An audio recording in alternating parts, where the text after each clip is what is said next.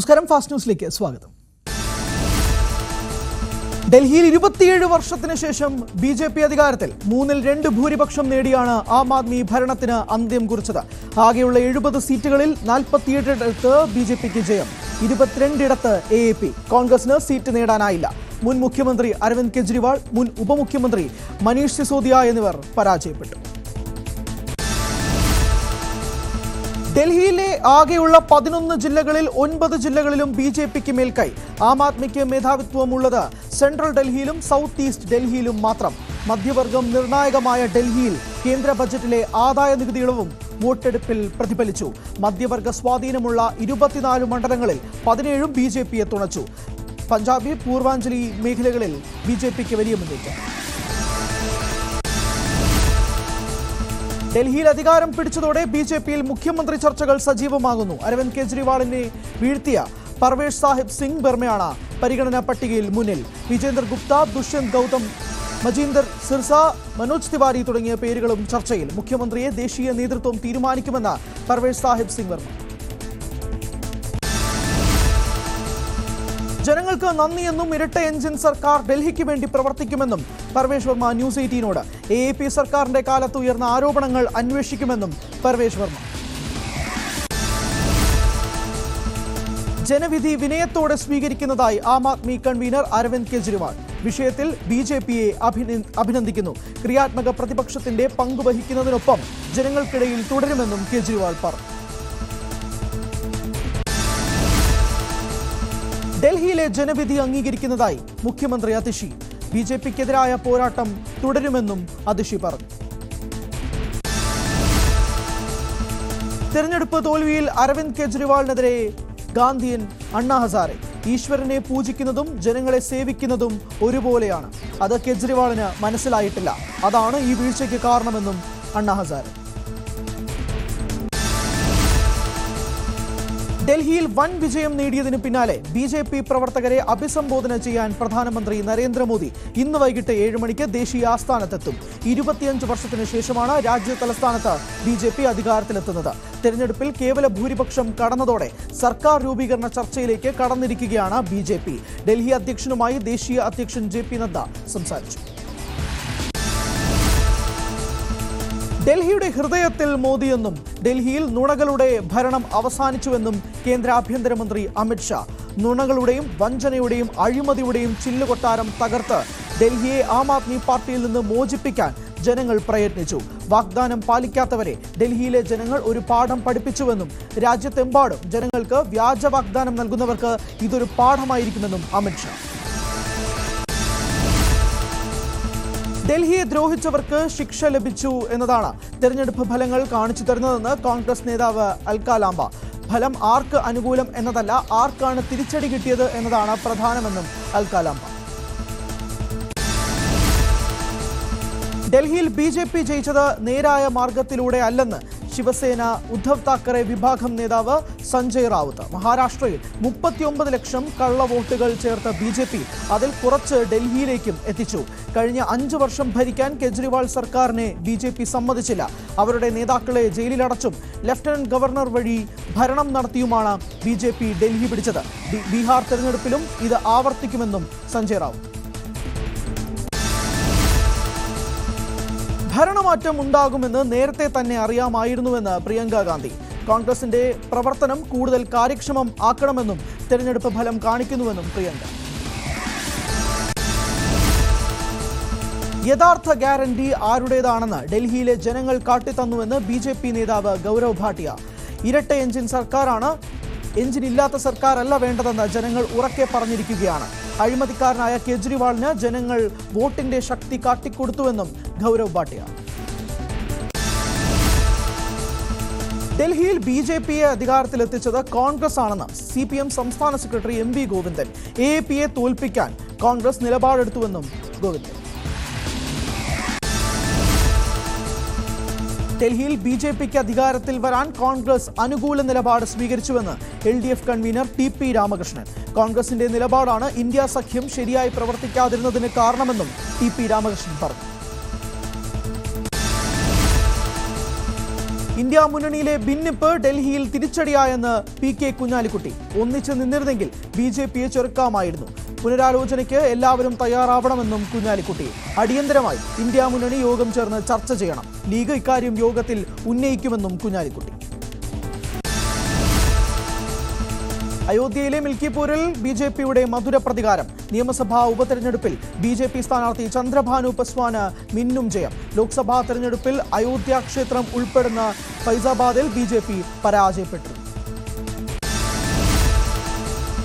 തമിഴ്നാട്ടിലെ ഈറോഡ് നിയമസഭാ മണ്ഡലത്തിൽ നടന്ന ഉപതെരഞ്ഞെടുപ്പിൽ DMK-ക്ക് ജയം. 30,000-ലധികം വോട്ടുകൾ നേടിയാണ് ചന്ദ്രകുമാർ VC വിജയമുറപ്പിച്ചത്. MLA ആയിരുന്ന കോൺഗ്രസിലെ EVKS ഇളങ്കോവന്റെ മരണത്തെ തുടർന്നാണ് ഈറോഡ് ഉപതെരഞ്ഞെടുപ്പ് നടന്നത്.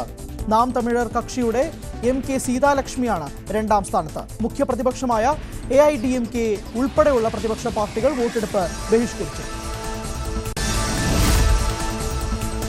പാലക്കാട് ബ്രൂവറി അനുവദിച്ച തീരുമാനത്തിൽ നിന്ന് സർക്കാർ പിന്നോട്ടില്ലെന്ന് CPM സംസ്ഥാന സെക്രട്ടറി MV ഗോവിന്ദൻ. ബ്രൂവറി അനുവദിച്ചത് സർക്കാർ തീരുമാനമാണ്. RJDയോ മറ്റാരും പറയും പോലെയല്ല. ഭൂമി തരം മാറ്റലിൽ അനുമതി നിഷേധിച്ചത് CPIയുടെ നിലപാടായി കരുതുന്നില്ലെന്നും MV ഗോവിന്ദൻ. ബ്രൂവറി വിഷയത്തിൽ CPIയുടെ അഭിപ്രായ വ്യത്യാസം ചർച്ച ചെയ്ത് പരിഹരിക്കുമെന്ന് LDF കൺവീനർ TP രാമകൃഷ്ണൻ. LDF വിവിധ പാർട്ടികൾ ഉൾപ്പെടുന്ന മുന്നണിയാണ്. ഒരു വിഷയത്തിൽ വ്യത്യസ്ത അഭിപ്രായം ഉയർന്നേക്കാം. അതെല്ലാം ചർച്ച ചെയ്ത് പരിഹരിക്കുമെന്നും TP രാമകൃഷ്ണൻ. LDF കൺവീനർ TP രാമകൃഷ്ണനെ തള്ളി MV ഗോവിന്ദൻ. കിഫ്ബി പദ്ധതികളിലെ ടോൾ പിരിവിൽ തീരുമാനമായില്ലെന്ന് CPM സംസ്ഥാന സെക്രട്ടറി. ടോൾ വിഷയം മുന്നണി ചർച്ച ചെയ്തിട്ടില്ലെന്നും MV ഗോവിന്ദൻ.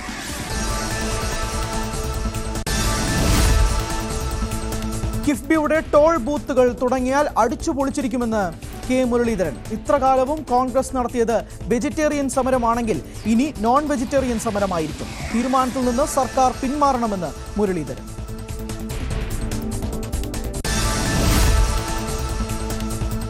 സംസ്ഥാനത്തോട് കേന്ദ്രം സാമ്പത്തിക ഉപരോധം തുടരുന്നുവെന്ന് CPM സംസ്ഥാന സെക്രട്ടറി MV ഗോവിന്ദൻ. കടമെടുപ്പ് അനുവദിക്കുന്നില്ല. റബ്ബറിന് വിലസ്ഥിരത ഫണ്ട് പ്രഖ്യാപിക്കുന്നുമില്ല. വന്യജീവി പ്രശ്നത്തിലും അവഗണനയെന്നും MV ഗോവിന്ദൻ.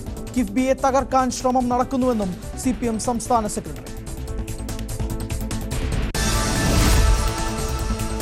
സംസ്ഥാനത്തോടുള്ള കേന്ദ്ര വിരുദ്ധ സമീപനത്തിനെതിരെ സമരത്തിന് CPM. ഈ മാസം 19 മുതൽ 23 വരെ ഏരിയ അടിസ്ഥാനത്തിൽ കാൽനട ജാഥകൾ നടത്തും. 25-ന് ജില്ലാതലത്തിൽ കേന്ദ്ര സർക്കാർ ഓഫീസുകൾ ഉപരോധിക്കും. CPM സംസ്ഥാന സമ്മേളനം മാർച്ച് 6 മുതൽ 9 വരെ കൊല്ലത്ത് നടക്കും. മാർച്ച് 1-ന് കയ്യൂരിൽ നിന്ന് തുടങ്ങുന്ന പതാക ജാഥ മാർച്ച് 5-ന് വൈകിട്ട് കൊല്ലത്തെത്തും. ജാഥ M. സ്വരാജ് നയിക്കും. വയലാറിൽ നിന്നുള്ള ദീപശിഖ ജാഥ PK ബിജുവും ശൂരനാട് നിന്നുള്ള കൊടിമര ജാഥ CS സുജാതയും നയിക്കും. മാർച്ച് 5-ന് വൈകിട്ട് ആശ്രാമം മൈതാനത്ത് ജാഥകൾ സംഗമിക്കും.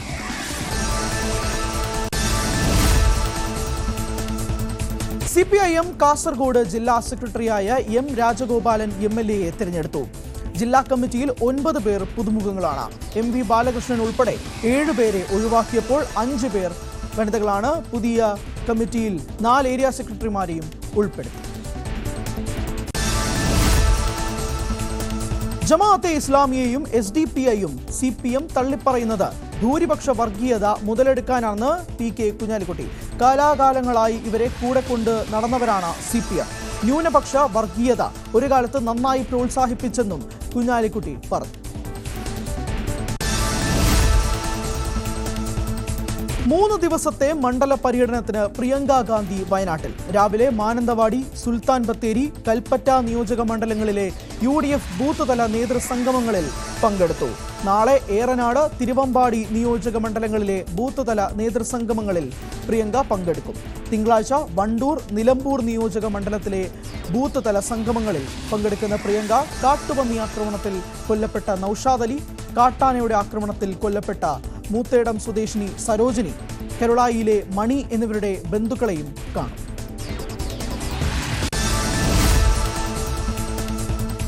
മുഖ്യമന്ത്രി പിണറായി വിജയൻ ആലത്തൂർ MP K. രാധാകൃഷ്ണന്റെ വീട്ടിലെത്തി. മാതാവിന്റെ നിര്യാണത്തെ തുടർന്നാണ് മുഖ്യമന്ത്രി ചേലക്കരയിലെ വീട്ടിലെത്തിയത്. തൃശൂരിൽ പൊതുപരിപാടിയിൽ പങ്കെടുക്കാനെത്തിയ മുഖ്യമന്ത്രി ഹെലികോപ്റ്റർ മാർഗമാണ് ചേലക്കരയിൽ എത്തിയത്. 10 മിനിറ്റ് വീട്ടിൽ ചിലവഴിച്ചു. കുടുംബാംഗങ്ങളുമായി സംസാരിക്കുകയും ചെയ്തു. UR പ്രദീപ് MLAയും മുഖ്യമന്ത്രിക്കൊപ്പമുണ്ടായി.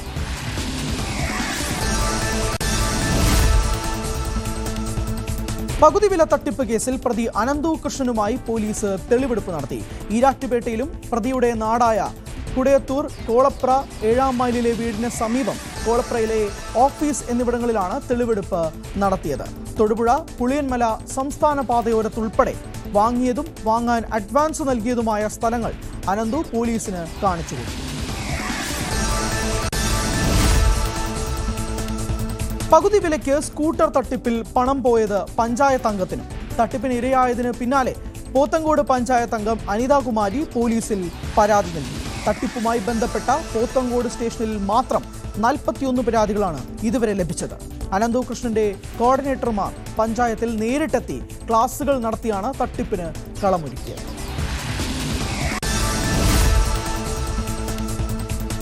പകുതി വിലയ്ക്ക് സ്കൂട്ടർ തട്ടിപ്പ് കേസ് ക്രൈംബ്രാഞ്ച് വൈകാതെ ഏറ്റെടുക്കും. 3 കോടിയിൽ കൂടുതൽ രൂപയുടെ തട്ടിപ്പ് നടന്ന കേസുകൾ ക്രൈംബ്രാഞ്ചാണ് അന്വേഷിക്കുക. ഇതുവരെ ലഭിച്ച പരാതികൾ അനുസരിച്ച് 500 കോടി രൂപയ്ക്ക് മുകളിലാണ് തട്ടിപ്പ് നടന്നിരിക്കുന്നത്.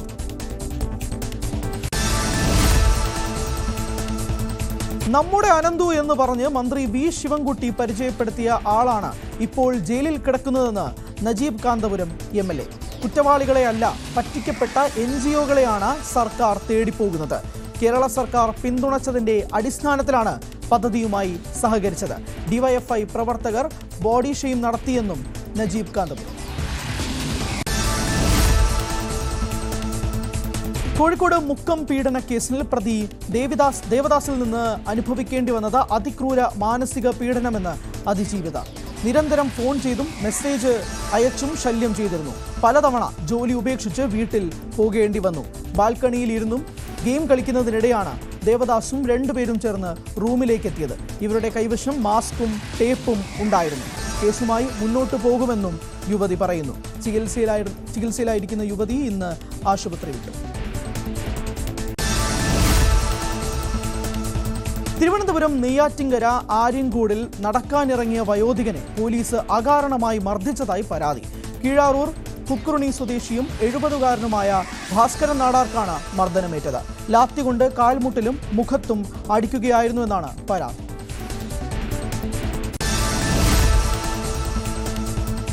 നെയ്യാറ്റിങ്കര ലത്തീൻ രൂപതയുടെ സഹമെത്രാനായി ഫാദർ D സെൽവരാജനെ നിയമിച്ചു. തിരുവനന്തപുരം വലിയവിള സ്വദേശിയാണ്. രൂപതാസ്ഥാനത്ത് നടന്ന ചടങ്ങിലായിരുന്നു പ്രഖ്യാപനം. നിലവിൽ നെയ്യാറ്റിങ്കര റീജിയണൽ കോർഡിനേറ്ററും രൂപതയുടെ ജുഡീഷ്യൽ വികാരവുമാണ് D സെൽവരാജ്.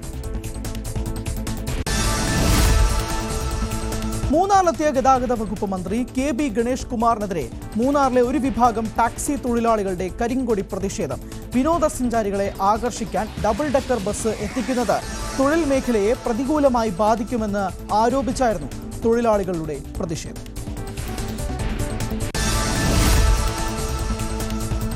ആലപ്പുഴ വനിതാ ശിശു ആശുപത്രിയിൽ നവജാത ശിശു അംഗവൈകല്യത്തോടെ ജനിച്ച സംഭവത്തിൽ കേന്ദ്ര ആരോഗ്യ മന്ത്രാലയം അന്വേഷണം നടത്തും.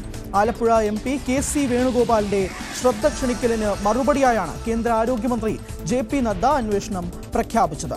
ആശുപത്രികൾക്കായി വിവിധ പദ്ധതികൾ വഴി കൃത്യമായ തുക നീക്കിവെച്ചിട്ടും ചികിത്സ ഉറപ്പാക്കാത്തതിനു പിന്നിൽ സ്വകാര്യ സ്കാനിംഗ് സെന്ററുകളും സർക്കാർ ഡോക്ടർമാരും അടങ്ങുന്ന ലോബി പ്രവർത്തിക്കുന്നുണ്ടോ എന്നതിലും അന്വേഷണം KC വേണുഗോപാൽ ആവശ്യപ്പെട്ടു.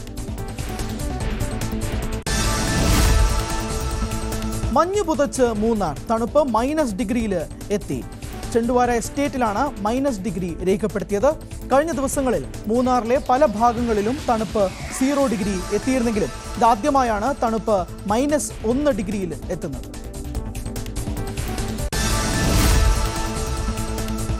മലപ്പുറം നിലമ്പൂരിൽ ഉത്സവത്തിനെത്തിച്ച ആന ഇടഞ്ഞു. മാരിയമ്മൻ ദേവീക്ഷേത്രത്തിൽ ഉത്സവത്തിന് കൊണ്ടുവന്ന ആനയാണ് ഇടഞ്ഞത്. ഉത്സവത്തിന് എഴുന്നള്ളിപ്പിനായി കൊണ്ടുവന്ന ഗോവിന്ദൻകുട്ടി എന്ന ആനയാണ് ഇടഞ്ഞത്. സ്കൂട്ടറും ഉൾപ്പെടെ എടുത്തെറിയുകയും ചെയ്തു. പോലീസ് ഉൾപ്പെടെ സ്ഥലത്തുണ്ട്. ആനയെ തളയ്ക്കാനായിട്ടില്ല.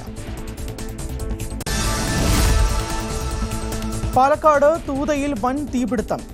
പ്ലാസ്റ്റിക് മാലിന്യ കൂമ്പാരത്തിലാണ് തീപിടിച്ചത്. ഫയർഫോഴ്സും നാട്ടുകാരും തീ അണയ്ക്കാനുള്ള ശ്രമം നടത്തുകയാണ്. പാലക്കാട്, പെരിന്തൽമണ്ണ എന്നിവിടങ്ങളിലെ അഗ്നിരക്ഷാ സേന അംഗങ്ങളാണ് രക്ഷാപ്രവർത്തനം നടത്തുന്നത്. അഗ്നിബാധയുടെ കാരണം വ്യക്തമല്ല.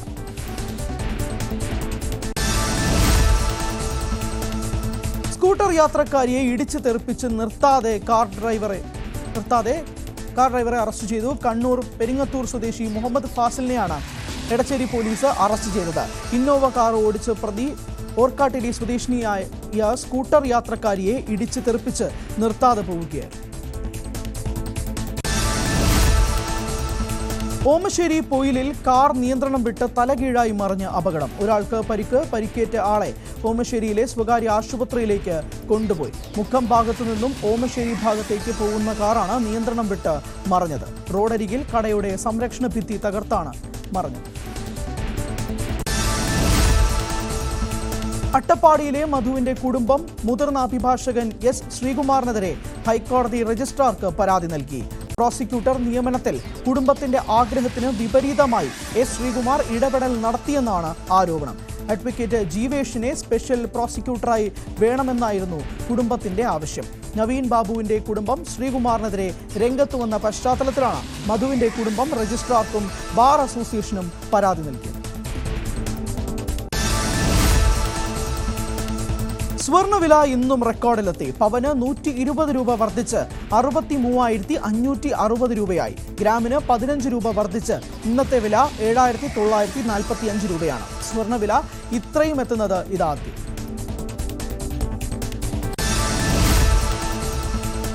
ജമ്മു കശ്മീരിൽ ഭീകരർ കൊല്ലപ്പെട്ടതായി സംശയം. ജമ്മു കശ്മീരിലെ പൂഞ്ചിൽ കുഴിബോംബ് സ്ഫോടനത്തെ തുടർന്ന് ഇന്ത്യയിലേക്ക് നുഴഞ്ഞുകയറാൻ ശ്രമിച്ച ഭീകരരാണ് കൊല്ലപ്പെട്ടത്. നുഴഞ്ഞുകയറാൻ ശ്രമിക്കുന്നതിനിടെ സംഘാംഗത്തിന്റെ കാൽ തട്ടിയാണ് സ്ഫോടനം നടന്നത്. കൃഷ്ണഘാട്ടി മേഖലയിൽ പുലർച്ചെയായിരുന്നു സ്ഫോടനം. മഹാകുംഭമേളയിലേക്ക് വൻ ഭക്തജന പ്രവാഹം. പ്രയാഗ്രാജിലെ ത്രിവേണി സംഗമത്തിൽ ശനിയാഴ്ച മാത്രം 40 കോടി പേർ പുണ്യസ്നാനം നടത്തി. രാജസ്ഥാൻ മുഖ്യമന്ത്രി ഭജൻലാൽ ശർമ്മ, ഗുജറാത്ത് മുഖ്യമന്ത്രി ഭൂപേന്ദ്ര പട്ടേൽ തുടങ്ങിയ പ്രമുഖരും കുംഭമേളയിൽ പങ്കെടുത്തു. തെരഞ്ഞെടുപ്പിന് ശേഷവും കശ്മീരിലെ സാഹചര്യം മാറിയിട്ടില്ലെന്ന് PDP നേതാവ് ഇൽത്തിജ മുഫ്തി. തന്നെയും അമ്മ മെഹബൂബ മുഫ്തിയെയും വീട്ടുതടങ്കലിൽ ആക്കിയിരിക്കുകയാണെന്ന് ഇൽത്തിജ ആരോപിച്ചു. ചെക്ക് പോസ്റ്റ് അനുമതി ഇല്ലാതെ മറികടന്നതിനെ തുടർന്ന് സൈന്യം വെടിവെച്ചു കൊന്ന വസീം മിറിന്റെ ബന്ധുക്കളെ സന്ദർശിക്കാനിരിക്കെയായിരുന്നു നടപടി. സുരക്ഷാസേന വീടിന്റെ വാതിൽ പൂട്ടിയതോടെ ഇൽത്തിജയും മെഹബൂബ മുഫ്തിയും യാത്ര ചെയ്യാനിരുന്ന വിമാനവും നഷ്ടമായി. അസമിൽ മതപരിവർത്തന പ്രവർത്തനങ്ങളിൽ ഏർപ്പെട്ടിരുന്ന കനേഡിയൻ പൗരനെ നാടുകടത്തി. 2021 മുതൽ ജോർഹട്ട് ജില്ലയിൽ താമസിച്ചിരുന്ന ഇയാളുടെ വിസ ജനുവരി 17-ന് കാലഹരണപ്പെട്ടിരുന്നു. പുതുക്കാനായി അപേക്ഷിച്ചതിനെ തുടർന്ന് നടത്തിയ അന്വേഷണത്തിലാണ് മതപരിവർത്തന പ്രവർത്തനങ്ങൾക്ക് കണ്ടെത്തിയത്. പിന്നാലെ അസം പോലീസ് ഇയാളെ സ്വന്തം രാജ്യത്തേക്ക് തിരിച്ചയക്കുകയാണ്. വഖഫ് സ്വത്ത് സംരക്ഷിക്കാനുള്ള ശ്രമങ്ങളിൽ ഇതര മുസ്ലിം സംഘടനകളുമായി ചേർന്ന് പ്രവർത്തിക്കുമെന്ന് ജമാഅത്തെ ഇസ്ലാമി. വഖഫ് ഭേദഗതി ബില്ല് 2024 വഴി വഖഫ് ഭൂമി കൈയടക്കാനുള്ള ശ്രമങ്ങളെ ചെറുക്കുന്നതിനൊപ്പം മുസ്ലിം സംഘടനകളുമായി ചേർന്ന് സാധ്യമായ എല്ലാ നിയമ നടപടികളും സ്വീകരിക്കുമെന്നും JIH vice president professor Saleem Engineer പറഞ്ഞു. മാധ്യമങ്ങൾക്ക് നൽകിയ മറുപടിയിലാണ് പ്രതികരണം.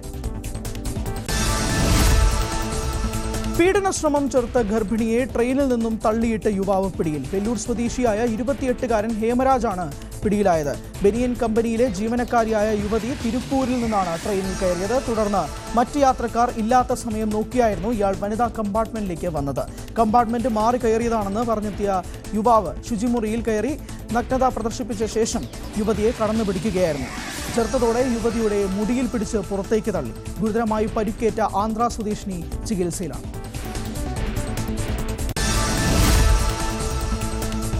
തമിഴ്നാട് തിരുച്ചിറപ്പള്ളിയിൽ 4ാം ക്ലാസ് വിദ്യാർത്ഥിനിയെ പീഡിപ്പിച്ച സംഭവത്തിൽ പ്രിൻസിപ്പൽ ഉൾപ്പെടെ 4 പേർ അറസ്റ്റിൽ. സ്വകാര്യ CBSE സ്കൂളിലായിരുന്നു സംഭവം നടന്നത്. വിവരമറിഞ്ഞ കുട്ടിയുടെ ബന്ധുക്കളും നാട്ടുകാരും സ്കൂൾ അടിച്ചു തകർത്തു. ക്ലാസ് മുറികളിലെ ഫർണിച്ചറുകളും സ്കൂളിന്റെ വാഹനങ്ങളും പ്രതിഷേധക്കാർ നശിപ്പിച്ചു. ഒടുവിൽ പോലീസ് ഇടപെട്ടാണ് രംഗം ശാന്തമാക്കി. മൈക്രോ ഫിനാൻസ് കമ്പനികളെ നിയന്ത്രിക്കാനുള്ള കർണാടക സർക്കാരിന്റെ ഓർഡിനൻസ് തള്ളി ഗവർണർ. കുറ്റകൃത്യത്തിനുള്ള ശിക്ഷയും പിഴയും അധികമെന്ന് ഗവർണർ താവർചന്ദ് ഗെഹ്ലോട്ടിന്റെ ഓഫീസ് വ്യക്തമാക്കി. 10 വർഷം തടവും 5 ലക്ഷം രൂപ പിഴയും അംഗീകരിക്കാനാവില്ല. കമ്പനികളെ നിയന്ത്രിക്കാൻ പോലീസ് വകുപ്പിന് നിലവിലുള്ള നിയമങ്ങൾ ഉപയോഗിക്കാമെന്നും ഗവർണർ പറഞ്ഞു. ഈ വർഷത്തെ നീറ്റ് UG പരീക്ഷ മെയ് 4-ന്, മാർച്ച് 7 വരെ അപേക്ഷ സമർപ്പിക്കാം. കഴിഞ്ഞ വർഷം പരീക്ഷ എഴുതിയിരുന്നത് 24 ലക്ഷം വിദ്യാർത്ഥികളായിരുന്നു. ചോദ്യപേപ്പർ ചോർച്ച ഉൾപ്പെടെ കഴിഞ്ഞ തവണത്തെ പരീക്ഷാ നടത്തിപ്പ് വലിയ വിവാദമായിരുന്നു. ഓൺലൈൻ രീതിയിൽ പരീക്ഷ നടത്താൻ ചർച്ച ചെയ്തിരുന്നുവെങ്കിലും എഴുത്തു പരീക്ഷ നടത്താൻ തീരുമാനിച്ചതായി നാഷണൽ ടെസ്റ്റിംഗ് ഏജൻസി അറിയിച്ചു. അമേരിക്കയിൽ വിമാനം തകർന്നു വീണ് 10 മരണം. തദ്ദേശീയമായി ഉപയോഗിക്കുന്ന ചെറുവിമാനമാണ് തകർന്നത്. 9 യാത്രക്കാരുടെയും ഒരു പൈലറ്റിന്റെയും മൃതദേഹം ലഭിച്ചതായി കോസ്റ്റ് ഗാർഡ് സ്ഥിരീകരിച്ചു. അലാസ്കയിലുണ്ടായ വിമാന അപകടത്തിന്റെ കാരണം വ്യക്തമല്ല. വീണ്ടും വിവാദ തീരുമാനമായി US president Donald Trump. Plastic സ്ട്രോകൾക്കുള്ള വിലക്ക് നീക്കുന്ന ഉത്തരവിൽ അടുത്തയാഴ്ച ഉത്തരവിടുമെന്ന് പറഞ്ഞ ട്രംപ് പ്ലാസ്റ്റിക്കിലേക്ക് മടങ്ങാൻ ജനങ്ങളെ ആഹ്വാനം ചെയ്തു. പേപ്പർ സ്ട്രോകൾ വ്യാപകമാക്കാനുള്ള ബൈഡൻ ഭരണകൂടത്തിന്റെ തീരുമാനം മണ്ടത്തരമെന്നാണ് ട്രംപിന്റെ നിലപാട്.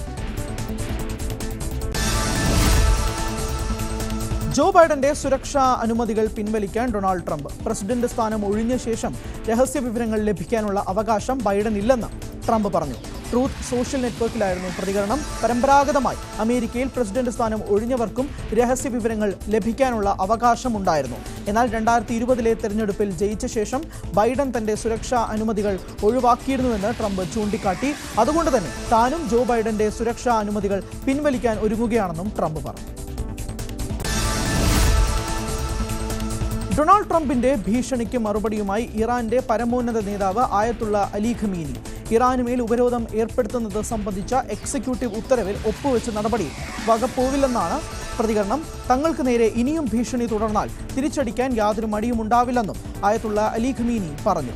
1979 ഇറാനിയൻ വിപ്ലവത്തിന്റെ വാർഷികം ആചരിക്കുന്ന പരിപാടിയിൽ സൈനിക കമാൻഡർമാരുമായി സംസാരിക്കവെയാണ് ഖമീനി ട്രംപിന്റെ ഭീഷണിക്ക് മറുപടി നൽകിയത്.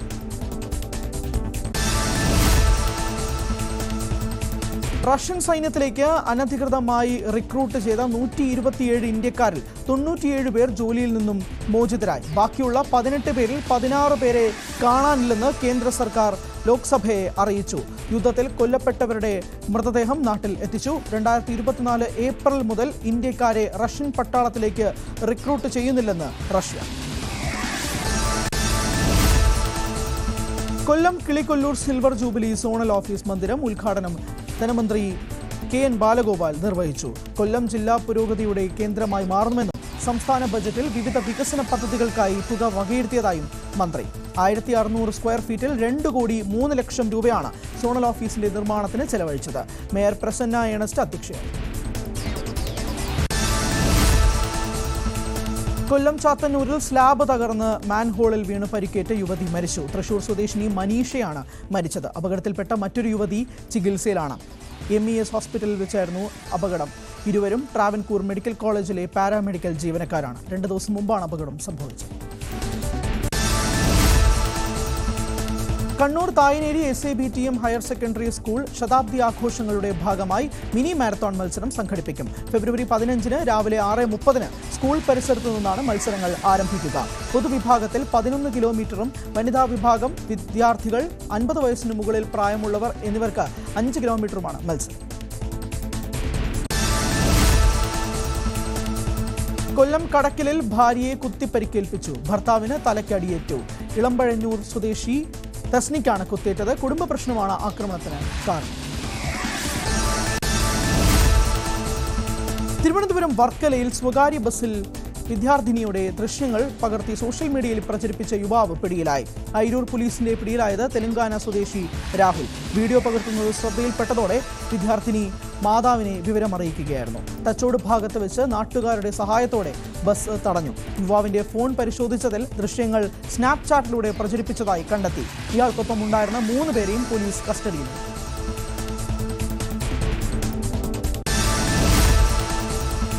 ആദിവാസി യുവതിയെ വീടിനുള്ളിൽ തൂങ്ങി മരിച്ച നിലയിൽ കണ്ടതിൽ ദുരൂഹത. ഭർത്താവ് ബിപിൻ ഒളിവിലാണ്. 9 മാസം പ്രായമുള്ള ഇവരുടെ കുട്ടിയുടെ കഴുത്തിൽ കുരുക്കിട്ട് മുറുക്കിയ നിലയിലായിരുന്നു. കുട്ടിയെ തിരുവനന്തപുരം SIT ആശുപത്രിയിലേക്ക് മാറ്റി. കാസർഗോഡ് ജില്ലയിലെ മലയോര മേഖലകളിൽ ഭൂചലനം. വെള്ളരിക്കുണ്ട് താലൂക്കിൽ നേരിയ ഭൂചലനമുണ്ടായത് പുലർച്ചെ 1:30 മണിയോടെ. ഭൂചലനം അനുഭവപ്പെട്ടത് ബിരിക്കുളം, കൊട്ടമടൽ, പരപ്പ, ഒടയംജാൽ, ബളാൽ, കൊട്ടോടി, പാലംകല്ല് ഭാഗങ്ങളിൽ അസാധാരണ ശബ്ദം കേട്ടതായി നാട്ടുകാർ. ചുള്ളിക്കര, കാഞ്ഞിരത്തടിയിൽ പലരും വീട്ടിൽ നിന്നും പുറത്തേക്കോടി. ആശങ്കപ്പെടേണ്ട സാഹചര്യമില്ലെന്ന് റവന്യൂ വകുപ്പ്. ഷൊർണൂർ റെയിൽവേ സ്റ്റേഷനിൽ വീണ്ടും കഞ്ചാവ് വേട്ട. റെയിൽവേ പോലീസിന്റെ നേതൃത്വത്തിൽ നടത്തിയ പരിശോധനയിലാണ് 8.5 കിലോ കഞ്ചാവ് ഉപേക്ഷിക്കപ്പെട്ട നിലയിൽ കണ്ടെത്തിയത്. കഞ്ചാവ് കണ്ടത് ദാദറിൽ നിന്ന് തിരുനെൽവേലിയിലേക്ക് പോവുകയായിരുന്ന ട്രെയിനിന്റെ ജനറൽ കോച്ചിൽ. പൂർണ്ണമാകുന്നു. നമസ്കാരം.